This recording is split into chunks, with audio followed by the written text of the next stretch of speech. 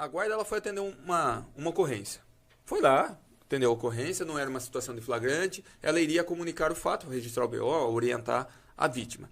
Quando, nesse meio percurso, falou, olha, eu tenho informações de quem furtou foi aquele. Encontrou a pessoa por um acaso. A pessoa falou assim, ó, realmente, eu furtei e eu passei os objetos para fulano. E foram até a casa do fulano e lá encontraram os objetos. Nós vamos dizer o seguinte, o juiz ele fala o seguinte, na decisão, o magistrado ele falou que era nulo porque a primeira obtenção da prova, que era a indicação do furtador para o receptador, era ilegal. Ele não poderia, a guarda, ter ido até o receptador. O receptador estava em situação de flagrância, porque a receptação é crime permanente. Né? Ela está se consumando no tempo. Então, ele entendeu que esse trajeto, essa ação, a Guarda Civil deveria comunicar a Polícia Civil investigar o receptador e ir lá e prendê-lo. Né? Na verdade, houve... Se falar isso que é um papel de investigação, eu entendo, dentro da Polícia Civil, enquanto atuando, principalmente na Delegacia de Investigações Gerais, o papel de investigação é você tomar conhecimento de um fato e começar, em vários atos, a tentar identificar e chegar até o autor, investigar. Uhum. Ali, na verdade, no meu ponto de vista, salvo o melhor juízo, houve o quê?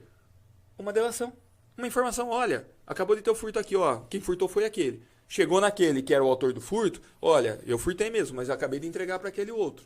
E foi até o outro e prendeu ele com os objetos, com a receptação. Então, pode causar outras interpretações diferentes da minha? Claro que pode. Para o advogado, ele vai bater na tecla que, olha, não pode, a guarda não poderia ter agido dessa forma, é nula, deve-se anular toda a ação. Concordamos. Se for assim entendido, aí é uma questão de interpretação. O juiz, Denis, ele tem total liberdade, discrecionalidade, a livre convicção dele de entender e interpretar os fatos e a norma. Né? É livre dele isso. Eu não sei o caso, eu só escutei o Denis pontuando, mas... E não é por ser advogado, porque o Wagner sabe que eu já integrei as forças públicas, etc. E sempre foi meu entendimento. Para mim, nesse posicionamento, configuraria, sim, um trabalho investigativo. Tá? Qual que é o paradoxo? Pontuar isso com base, né, ao limite do poder, com base na necessidade da situação flagrancial.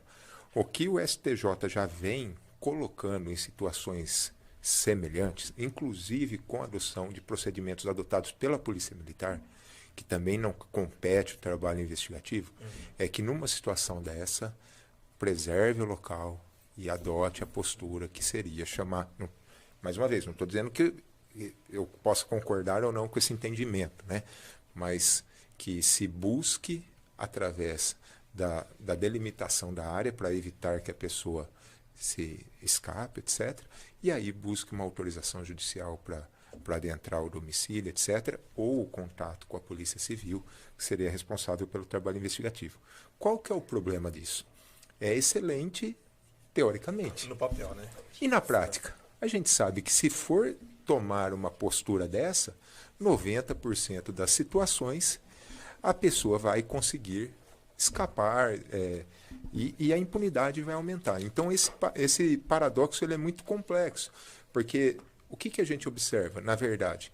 Que a intenção do policial, do guarda, é trazer a justiça, a paz social e a segurança, né? O professor Wagner, e aqui são as nossas discussões acadêmicas, qual que é o grande dilema nosso? É esse problema de um Estado extremamente garantista, de uma Constituição extremamente garantista, que ela é criada num cenário que hoje não mais persiste, ela é utilizada não para garantir o direito do cidadão de bem, mas muitas vezes como subterfúgio para quem pratica atos ilícitos conseguir a sua impunidade, né, professor? Mas eu ouso discordar. É que vocês não entendem. Eu ouso discordar de alguns pontos, com todo respeito. doutor Mas a Davi. ideia é essa mesmo. Porque, não, eu tô falando, a ideia é o quê? não, Conflito. eu quis colocar a situação fática, porque eu conheço a situação fática. Veja, a investigação seria a partir do momento que tomou-se uma informação depois do fato. Depois do fato consumado, depois a questão flagrancial, ela ainda quase que estava Flagrante impróprio, né? impróprio. Então a gente estava, né, no conhecimento ali, simplesmente de que a guarda ela foi atender de imediato uma ocorrência de furto, tomou o conhecimento, indicaram quem seria o possível autor. Ela não foi atrás do autor, na verdade encontrou com o autor a partir do momento das características. Né? Olha, eu furtei. E apresentou. O autor do furto, ele não foi autuado. Não tinha flagrante do autor do furto. Mas ele indicou aonde estavam os objetos. E tinha um receptador. A ação da apreensão do objeto e localizar o identificador, o receptador, não foi uma investigação. Não estavam investigando a receptação. Isso eu estou dizendo pelos autos. Então, pelo fato, pelo contexto fático de momento. Né? Eu entendo que a linha investigativa é você pegar algo, né, o que a gente chama do fio do novelo, e começar a querer desenrolar esse novelo. Chegar até o ponto. Isso é uma investigação. Seria um papel, o ato.